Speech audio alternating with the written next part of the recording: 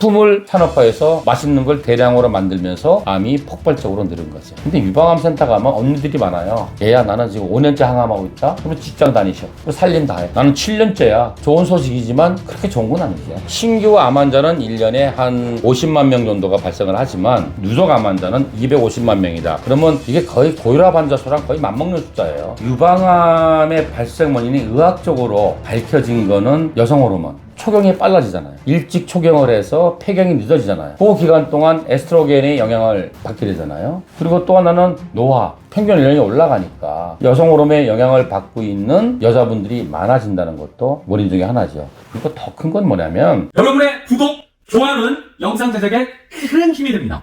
자, 우리나라 1세대 암 전문의께 단도직입적으로 여쭤보겠습니다. 시대가 변화함에 따라 암 발병 추세도 달라지고 있는 게 맞습니까? 당연하죠. 우리 부모님 세대, 우리나라 사람들의 평균 체격과 우리 체격, 건강 상태, 또 호발하는 질병 다 다르잖아요. 암도 마찬가지죠. 우리 부모 세대 못 살 때는 전부 다 영양소 부족, 면역력 결핍에 의한 또 위생이 불결해서 오는 뭐 자궁경부암, 간암, 위암, 폐암 이런 게 창궐했잖아요. 근데 지금은 뭐예요? 너무 잘 살아. 너무 잘 살아서 대사증후군이라는 게 막 생겼잖아요. 옛날에 비만한 사람이 어딨었어요? 배사장이라 그랬지, 배 나오면. 비만하다 보니까 고혈압, 당뇨, 고지혈증 이런 게 대사증후군이잖아요. 그 대사증후군의 연장선상에서 오는 암들이 뭐냐? 여자들은 유방암, 남자들은 전립선암, 남자 여자 공이 대장암, 직장암 이런 쪽으로 암이 바뀌는 거죠. 그래서 웃기는 게 우리나라가 위암도 전 세계 발병 1위 국가이지만 근데 지금 이제 2위로 좀 밀렸는데 짠 음식을 많이 먹고 자극적인 음식, 탄 음식을 많이 먹어서 그렇죠. 근데 몇 년 전에는 대장암 발병률이 전 세계 1위 국가가 됐어요.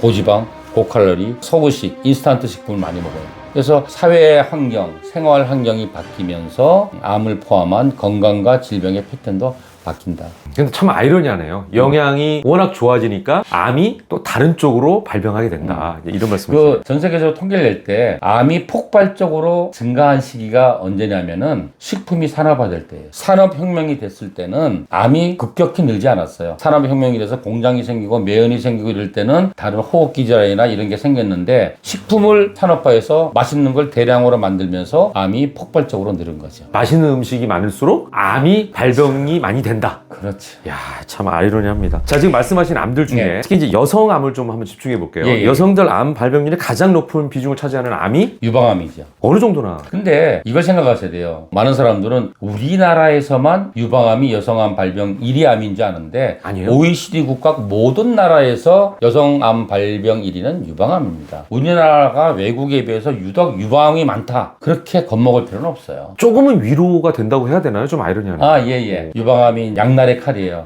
좋은 점이 있고 나쁜 점이 있어요. 모든 암의 공통적인 부분도 있지만 유방암만의 특징적인 것들이 있어요. 대부분 좋은 거예요. 첫 번째는 유방암은 진행이 굉장히 느린 거북이암이에요. 진행이 느린 거북이암이 대부분 뭐냐면 아까 먹거리가 풍부해지면서 온 암들, 유방암, 그리고 전립선암, 대장암이 다른 암에 비해서 진행이 느리는 거북이암이에요. 이건 일단 좋은 거잖아요. 근데 왜 느린 거예요? 거북이암이라는 건 뭐냐면은 세포가 분화하는 속도가 느리다는 얘기예요. 근데 그게 왜 그런지는 알 수는 없어요. 근데 유방암과 전립선암은 그게 있어요. 호르몬과 관계 있는 암이잖아요. 그래서 호르몬과 관계 있는 암들을 선암이라 그러는데 사람들이 선암을 착갈선자인 줄 알아요. 착한 암이 아니고 셈이란 뜻이에요. 그래서 갑상샘암, 전립샘암, 유방암도 이제 유수비 분비되잖아요. 이러한 분비 기관에서 생긴 암은 상피세포 암보다는 진행이 느려요. 근데 그렇기 때문에 유방암이 재발 환자가 제일 많아요. 왜냐면은 췌장암 재발했다는 얘기 잘 못 들어보셨을 거예요. 예. 생존기간이 오래되니까 그 과정 속에서 재발을 많이 하게 되는 거죠. 근데 또 좋은 점은 뭐냐면은 유방암은 치료할 무기가 많아요. 대학에서 표준으로 하는 게 수술, 항암, 방사선인데 이나마 세 개를 다 할 수 있는 암이 별로 없거든요. 근데 유방암은 유전자 표현에만 좋으면 두 가지를 더 할 수 있어요. 표적 치료와 호르몬 치료까지 할 수 있어요. 치료할 무기가 많다는 건 그만큼 우리가 원하는 목표에 도달할 가능성이 높다는 얘기죠. 또 하나는 뭐냐면 재발한다. 그러면은 재발하는 암은 수술이나 방사선은 못하고 재발 전이가 되면 항암만 하는데 평균적으로 재발한 모든 암이 항암으로 버틸 수 있는 시간은 1년 남짓밖에 안 돼요. 근데 유방암 센터 가면 언니들이 많아요. 얘야 나는 지금 5년째 항암하고 있다. 그러면 직장 다니셔. 살림 다 해. 나는 7년째야. 좋은 소식이지만 그렇게 좋은 건 아니죠. 항암을 계속 하면서 5년 7년을 산다는 거는 삶의 질이 많이 떨어지는 거죠. 그리고 또 하나는 암이 재발을 하잖아요. 그러면 대부분 2, 3년 안에 재발을 해요. 근데 이 유방암은 거북이암이라서 5년 이후에도 재발을 많이 해요. 그래서 요즘은 유방암 환자 호르몬 치료를 10년까지 연장해서 많이 하는데 우리 병원에서 최고 늦게 재발한 사람이 37년 만에 재발합니다. 네. 작년 여름에 오신 분인데 50대 초반에 유방암을 진단받고 수술, 항암 뭐 이런 거 다 하셨는데 90 다 돼서 80대 후반에 재발하신 거예요. 이런 경우는 굉장히 특이한 경우예요. 특이하죠. 그래서 유방암은 그래서 좋은 점이 많지만 나쁜 점도 꽤 있다. 그래서 우습게 보면 안 된다. 자, 그렇다면 우리나라 여성 유방암 발병률은 어떻게 되는 거예요? 최근 통계에 의하면 우리나라 인구 10만 명당 111명이 발생하는 거로 돼 있습니다. 야, 굉장히 높은 거죠. 높은 거죠. 제일 높은 거죠. 그럼 1000명당 한 명. 1000명당 한 명꼴이죠. 그러니까 이제 이거는 새로 발생하는 환자니까 누적한 환자로 따지면 엄청나게 많은 거죠. 예를 들자면 캔서 서바이브라 그래요. 암을 진단받고 생존해 있는 사람들이 우리나라가 드디어 250만 명이라 그래요. 그러니까 웬만한 고혈압 환자만큼 암은 진단받고 있는 사람이 돌아다니고 있는 거예요. 모든 암이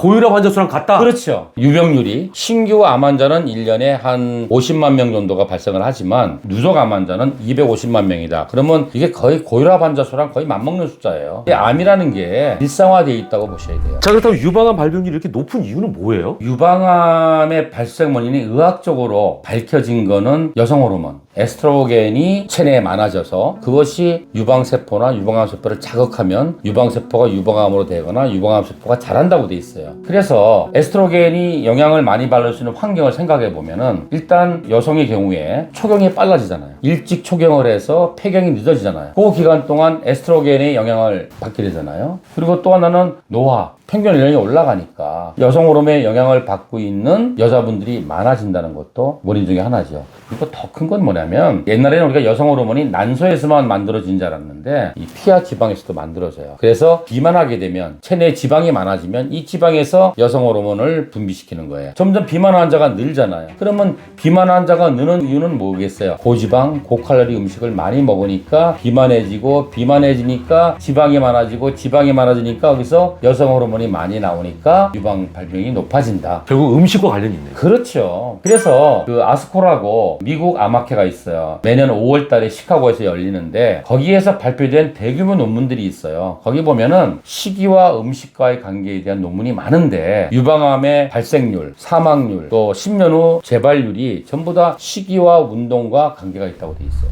혹시 유방암이 잘 걸리는 유형의 사람이 있습니까? 그건 있어요. 다른 질병에 비해서 암이 가족력, 유전적 경향이 낮은 편이에요. 엄마 아버지가 다 암이라고 해도 자녀들이 암이 걸릴 평균적인 확률은 10%가 안 된다고 돼 있어요. 근데 대사증후군은 거의 뭐 7, 80%예요. 예를 들어서 뭐 엄마가 당뇨가 아버지가 고지혈증이야. 그러면 자식들은 80%에서 비만, 고지혈증, 고혈압, 당뇨가 언젠가는 온다고 돼 있어요. 그래서 가족력이 낮지만 그 중에서도 유방은 가족력이 좀 높은 편이에요. 특히 우리 안젤리나 졸리 때문에 유명해진 거 브라카 유전자가 있으면은 가족 중에 누가 유방암 수술을 했는데 유전자 검사하니까 브라카 유전자가 양성이다. 그럼 그 가족들 다 검사해 봐야 돼요. 그 유전자가 있으면 언젠가 유방암이나 난소암이 생긴다는 얘기거든요. 그러면 선제적으로 절제 수술을 하는 거죠. 그래서 가족력을 좀 보셔야 되고 두 번째는 대사증후군이에요. 유방암 환자들 보시면 대학에 암센터가 있잖아요. 유방암 센터나 전립선 암센터나 가면은 태반이 뚱뚱한 사람들 왔다 갔다 해요. 위암, 식도암, 간암은 다 바짝 말라 있어요. 그래서 가족 중에 유방암이 있다든지 아니면 비만하다든지 아니면 내가 대사증후군이 있다든지 또 고지방 고칼로리 음식을 많이 먹는다든지 아니면 내가 에스트로겐 노출이 많이 됐어. 예를 들자면 초경을 일찍 했어. 또는 이제 출산을 안 하잖아요. 출산을 하면 임신 기간 동안 여성 호르몬이 안 나와요. 그런데 임신을 안 하면은 쭉 나오잖아요. 그러면 이런 사람들이 고위험 인자죠. 이런 사람들은 더 이제 자가검진 열심히 하시고 문제가 생기면 정기적으로 가서 유방 초음파나 유방 촬영을 하셔야 됩니다. 선생님, 우유가 또 치명적이다 이런 얘기는 맞아요? 전 세계에 여러 가지 식이요법이 있잖아요. 근데 어떠한 식이요법에서도 우유를 추출하는 식이요법은 없어요. 두 가지 이유가 있어요. 첫째는 우유라는 게 뭐예요? 송아지가 어릴 때 급속하게 자라기 위한 성분이 다 들어있잖아. 성장 호르몬이 다 들어가 있잖아. 만약에 암 환자가 우유를 먹게 되면은 우리 정상세포가 자라겠어요? 몸속에는 암세포가 성장할 가능성이 많겠죠. 그리고 우리의 사람의 유전자와 다른 유전자의 동물이잖아요. 그래서 우유를 권장하는 식이요법은 없고요. 우유를 많이 먹으면 어떻게 되겠어요? 비만해지겠죠. 체지방이 늘겠죠. 그러면 에스트로겐 양이 늘겠죠. 그러면 유방암에 노출될 가능성이 높아지겠죠. 암이 뭐 다 쉬운 건 아니겠지만 다 어렵겠지만 유방암은 조금 그래도 다른 암에 비해서 관리가 쉬운 편인가요? 살 빼는 거 쉬우세요? 어렵습니다. 예를 들어서 체중 줄이는 거 하고 식이요법하고 운동하고 이게 다 따로예요. 근데 같이 생각해. 많은 사람이 그래요. 내가 지금 바빠. 요거 끝나면 나 다이어트하고 헬스클럽 다닐 거야. 평생 안 돼요. 그거 있잖아요. 가족끼리 질병을 공유하는 경우가 많아요. 그게 유전자적인 걸 공유하는 부분도 있지만 생활 습관을 공유하는 거예요. 아버지 엄마가 맨날 텔레비 보면서 막 치맥 먹어. 일요일날 막 잠반 자고 또 먹어. 이러면 아이들도 그런 생활 습관을 키우는 거고 엄마 아빠가 신선한 샐러드 탁 먹고 일요일 되면 등산 가고. 그럼 아이들이 어릴 때부터 그렇게 배우는 거예요. 그래서 어릴 때부터 생활 습관을 건강하게 가꾸는 게 중요하다. 자, 그렇다면 어떻게 관리를 해야 됩니까? 우리가 후성 유전학이라는 말을 써요. 뭐냐면 유전자를 갖고 태어난 건 바꿀 수 없다. 근데 유전자가 발현되는 걸 바꾸는 게 뭐냐면은 생활 습관이에요. 무엇을 먹느냐, 어떻게 운동하느냐, 어떻게 스트레스 프로세싱 하느냐, 어떤 환경 속에 노출돼서 사느냐, 이런 것들에 의해서 우리가 갖고 있는 나쁜 유전자가 발현되지 않도록 하고 좋은 유전자가 발현되게 한다. 그래서 생활 습관을 건강하게 하는 게 중요한데 모든 진리는 평범함 속에 있잖아요. 근데 그 평범을 지키기가 너무 힘들어요. 제가 환자한테 그래요. 당신 나하고 식이요법 할래요? 첫째, 절실하십니까? 절실해야 돼요. 아이고 뭐 나 이거 아니라도 뭐 괜찮아 이러면 안 되고 절실해야 되고 그다음에 공부를 좀 하셔야 돼요. 머리가 아니 뭐 골고루 잘 먹으랬는데 뭐 이거 빼고 저거 빼고 뭐 맛없는 것만 먹으라 이러면 안 되고 이래서 되겠구나 하고 공부하셔야 되고 진짜 그렇게 하잖아요. 그렇게 하면 몸이 바뀌는 걸 스스로 느껴요. 그러면 정말 열심히 할 수 있어요. 그러면 그럴 경우에 유방암 완치율은 다른 암에 비해서 높은 편인가요? 모든 건강이 고혈압이고 당뇨고 비만이고 암도 시기가 중요하지만 그중에서 특히 시기가 중요한 암이 유방암, 전립선암, 대장암이 가장 중요하고 가장 효과가 빠르다. 그럼 완치율을 어떻게 뭐 퍼센테이지로 수치로 말씀해 줄 수 있으세요? 유방암의 완치율이 90%가 넘는다. 근데 그거 아셔야 돼요. 의사 선생님들이 하는 완치율은 우리가 하는 완치율하고 달라요. 5년 동안 재발 안 하면 완치예요. 그럼 그 5년 동안 재발하지 않으면 완치라는 그 조건에 맞으면 90%예요? 그런 사람이 90%란 얘기예요. 근데 우리는 뭐예요? 완치라는 건 뭐예요? 완전히 씨가 뽑힌 거지. 나는 이제 유방암과 관계없는 사람이라고 착각하는 거예요. 그래서 우리가 의학적인 통계를 낼 때 어떻게 되냐면 time to replace. 예를 들어서 5년 동안 관찰했는데 재발 안 했어. 그러면 완치했다고 판정 내려줘요. 중증 환자에서도 빼. 그런데 아까 말한 그 37년 후에 재발했어. 그럼 TTR 37년. 이렇게 통계되는 거예요. 통계의 한 용어일 뿐이에요. 한번 생각해 보세요. 생로병사는 우리 우주의 진리고 하나님의 뜻이에요. 근데 병이 생기는 족족 완치가 돼서 옛날의 나로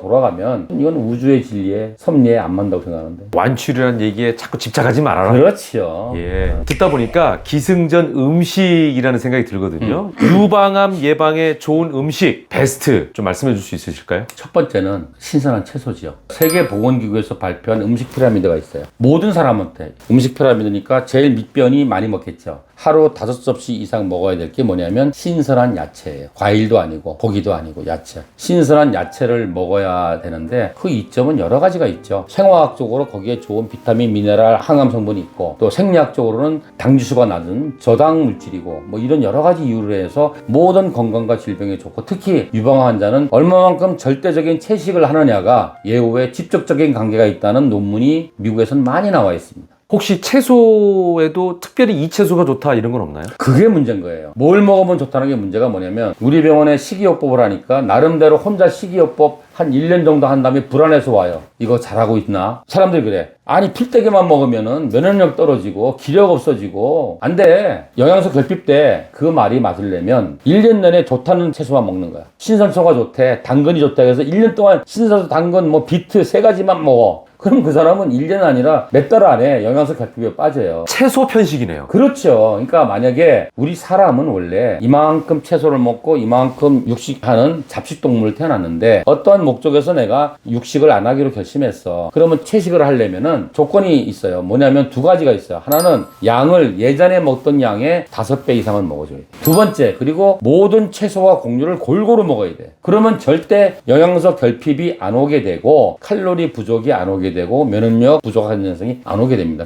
근데 그렇게 안 하고 아유 고기가 안 좋다네. 고기 안 먹고 맨날 똑같은 채소만 그냥 나물로 해 먹거나 뭐 샐러드로 먹잖아요. 그러면 모든 성분이 떨어지지. 근데 만약에 이제 비만이나 당뇨나 고지혈증 환자가 그래도 괜찮은데 그러면 이제 뭐냐면 싹 해독이 돼요. 좋은데 우리 암 환자는 나쁜 놈은 없어져도 될 게 아니라 암과 싸울 군사가 있어야 되잖아. 거기에서 걸리는 거죠. 그래서 첫 번째는 채식을 골고루 많이 먹자는 거고 두 번째는 소식을 해야 된다. 우리 그 강아지들 먹기에 살잖아요. 근데 아프면 지가 스스로 안 먹어. 근데 강제로 먹이면 죽어요. 소식을 하란 말은 굶으란 얘기가 아니라 현대인은 뭐냐면은 칼로리의 남용이에요. 우리가 돈은 이만큼 벌고 이만큼 쓰고 이만큼 저금해야 되지만 칼로리는 오늘 이만큼 먹으면 이만큼 다 써야 돼. 근데 또 우리가 잘못 알고 있는 게 칼로리는 단백질이 아니고 탄수화물이거든요. 탄수화물이 당이고 그게 맛있는 거예요. 점점 맛있는 건 많이 먹고 점점 차 타고 다니고 걷지도 않잖아요. 그러니까 맨날 쓰는 건 주는 거야. 이만큼이 저금이 되는 거야. 그게 쌓아놔서 뭐가 돼요? 여러 가지 병이 되는 거죠. 그래서 첫째는 채식을 할 때 반드시 많은 양을 먹어야 돼요. 유방암 환자가 항암을 어떠한 원인으로 못하게 돼서 식이로만 한다 그러면 제가 채소를 하루에 9kg을 처방해요. 9kg를 먹을 수가 있나요? 그러면 하루에 먹는 채소, 곡물, 과일을 펼치면 이 테이블에 가득돼요. 그래서 이제 이걸 어떻게 먹느냐, 어떻게 조리해서 먹느냐, 어떤 순서로 먹느냐, 어떤 시간에 먹느냐가 되는 거죠. 그래서 대부분 환자가 그냥 와서 이야기하는 건 뭐냐면 나 이제 암이래. 그러니까 고기 튀긴 거, 뭐 인스턴트 뭐 이런 거 안 먹고 집에서 집밥 해 먹고 채소 위주로 좀 먹을 거야. 이거는 뭐냐면 건강식. 이거는 병에 걸리기 전에 옛날부터 했었어야 돼. 건강식을 하는 거고 우리는 치료식이잖아요. 치료식이 영어로는 메디시널 푸드예요. 이거는 다 논문 근거하에 미국에서 처방하는 하나의 의료 영역이에요. 항암을 해야 되는데 못하는 상황이 생겼을 경우에는 하루에 9kg을 먹게 해요. 그래서 그거를 샐러드로 먹고 나물로도 먹고 또 어떤 거는 구워 먹어야 되고 어떤 건 쪄 먹어야 되고 어떤 거는 수프로 끓여 먹어야 되고 어떤 거는 즙으로 짜 먹어야 되고 이렇게 다양한 방법으로 요리를 해서 먹어야지 최소한 5kg 이상은 먹을 수가 있어요. 그렇지 않고 샐러드나 나물로만 먹잖아요. 하루에 1kg 먹기 힘들걸요. 왜냐하면 채소의 80%는 식이섬유예요. 우리는 위가 하나밖에 되새김을 못하기 때문에 식이섬유는 뱃속에 불었다가 대변으로 나가요. 그러니까 실제로 먹은 채소의 20%만 우리가 흡수하는 거예요. 그러니까 식습관을 장기적으로 하면은 영양 결핍에 빠지게 돼요. 그럼 미니멈이 5kg예요? 만약에 식이를 치료로 한다 그런다면 그럼 5kg 이상을 먹어야 된다. 그죠. 그거를 어떤 여러 가지 방법을 써서 그렇죠. 계속 채소를 섭취해야 된다. 그렇죠. 그리고 또 이제 아까 골고루 드시고 소식하라고 하셨는데 지금 채소가 5kg만 해도 굉장히 양이 많거든요. 그 정도는 예를 들어서 우리가 막 밥 2그릇 먹고 라면 끓여 먹고 이거에 비해서는 소식이에요.